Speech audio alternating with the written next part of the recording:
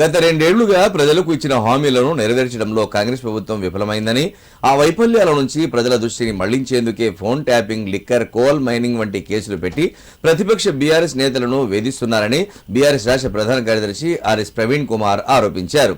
Alibaba 40 దొంగల తరహాలో కాంగ్రెస్ నాయకులు అనేక కుంభకోణాలకు పాల్పడుతూ వాటిని ప్రశ్నిస్తున్న ప్రతిపక్ష నేతలపై అక్రమ కేసులు బనాయిస్తున్నారని విమర్శించారు.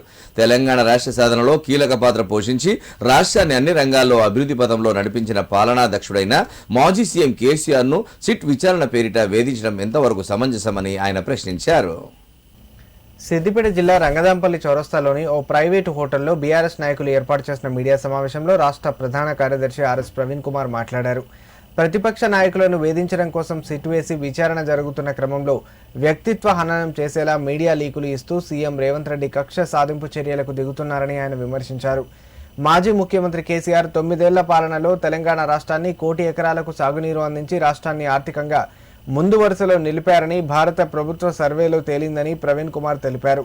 రాబోయే రోజుల్లో కాంగ్రెస్ ప్రభుత్వానికి సీఎం రేవంత్ రెడ్డికి ప్రజలు తగిన గుణపాఠం చెప్తారన్నారు.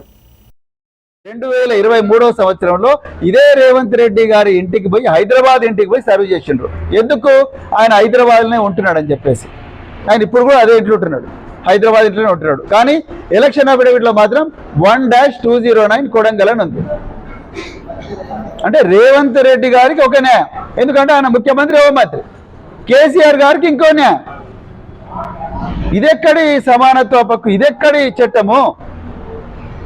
ఏ విధంగా ఇంత ఘోరమైన వివక్ష ఎట్లా చూపిస్తున్నారు మీరు? కేసీఆర్ గారిని కుట్రపూరితంగా వివక్షతోని ముప్పు తిప్పలు పెట్టాలని, వేధించాలని, తెలంగాణ ప్రజల ముందు తెలంగాణ ప్రజల నుండి కేసీఆర్ గారిని వేరు చేయాలని మీరు శత విధాల ప్రయత్నం చేస్తూ ఉన్నారు.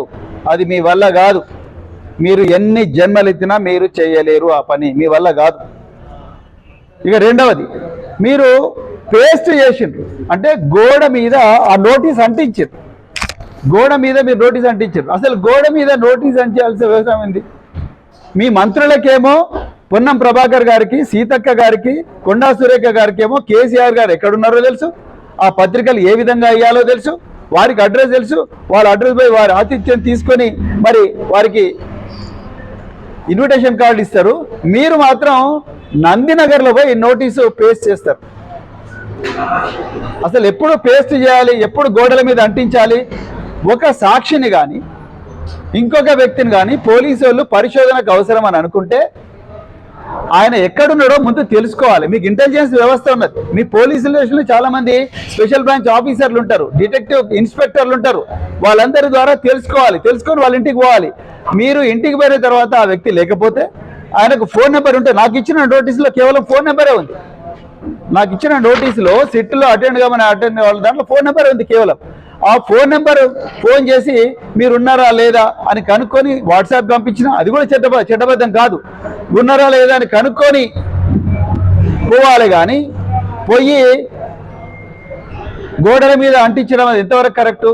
ఆయన ఒక వ్యక్తి ఉన్నాడా లేదా అని కనుక్కొని అక్కడ ఆ వ్యక్తి లేడు అక్కడ అని చెప్పి రూఢీ చేసుకున్న తర్వాత అది మీరు కేస్ డైరీలో రాసుకొని మేము ఆ వ్యక్తి కోసం ప్రయత్నం చేసినాం, మళ్ళా రెండోసారి ప్రయత్నం చేసినాం, మూడోసారి ప్రయత్నం చేసినాం, ఆయన కూడా దొరకలేదు. అందుకొరకు మాకు విధి లేక మేము ఆయన ఇంటి మీద నోటీస్ అందిస్తున్నాము అని చెప్పి అతికిచ్చి అప్పుడు ఫోటో తీసుకోవాలి. కానీ ఇదేంది ఘోరంగా ఒక